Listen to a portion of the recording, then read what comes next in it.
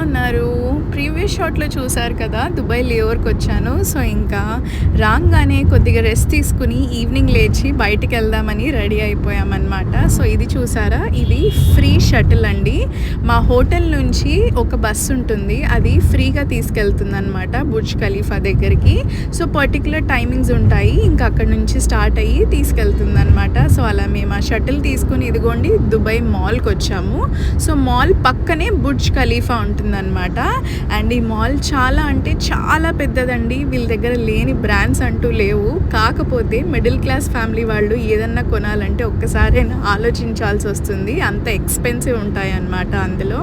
And ఇది చూస్తున్నారా, ఇది అక్వేరియం అండి. సో, ఇది కూడా మాల్లోనే ఉంటుందన్నమాట. సో, ఇలా మాల్ అంతా ఎక్స్ప్లోర్ చేశాక ఇంకా పక్కనే ఇదిగోండి బుర్జ్ ఖలీఫాకి వచ్చాము. నేను చెప్పాను కదా, నాతో పాటు వస్తున్న వాళ్ళల్లో ఒక అమ్మాయికి ఫస్ట్ లేఓవర్ అని.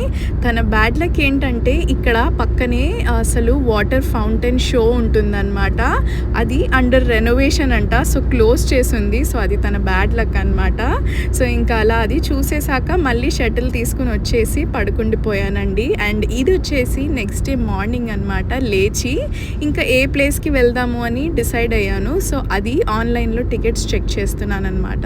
ఇది మిరాకిల్ గార్డెన్ అండి.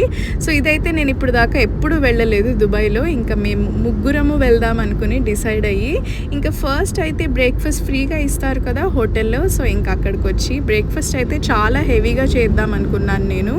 ఎందుకంటే మధ్యాహ్నం అయితే ఎలాగో తినము. అండ్ దట్టు ఆ ప్లేస్కి వెళ్తున్నా అని చెప్పాను కదా, అక్కడ ఫుల్గా తిరగాల్సి వస్తుంది.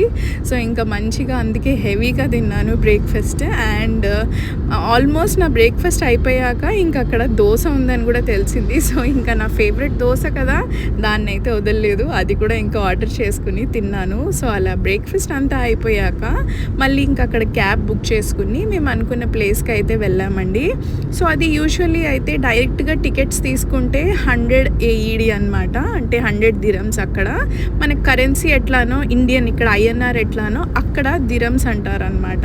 సో, అలా 100ది నేను ఆన్లైన్లోనే బుక్ చేసుకున్నందుకు నాకు 84కి వచ్చిందనమాట. సో, డిస్కౌంట్లో వచ్చింది. సో, ఇంకా ఇలా ఈ ప్లేస్కి అయితే వచ్చేసాము. హోటల్ నుంచి 20 to 25 minutes పట్టింది. అండ్ అసలు ఈ ప్లేస్ అయితే చాలా అంటే చాలా బ్యూటిఫుల్గా ఉంది. అసలు ఫొటోస్లో చూసిన దానికంటే ఇంకా లోపలికి వెళ్తే అయితే ఎంత బాగా అనిపించిందో. సో, ఇంకా ఈ ప్లేస్ ఎలా ఉంటుందనేది నెక్స్ట్ షాట్లో కంటిన్యూ చేస్తా. Stay tuned. బాయ్.